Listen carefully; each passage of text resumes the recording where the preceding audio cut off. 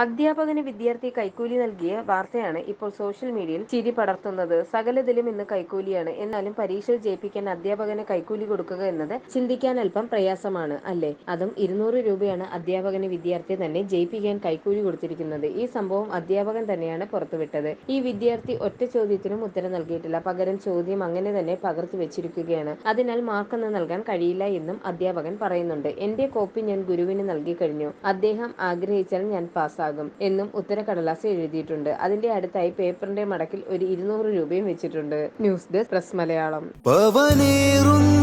തങ്കമാണു നീ,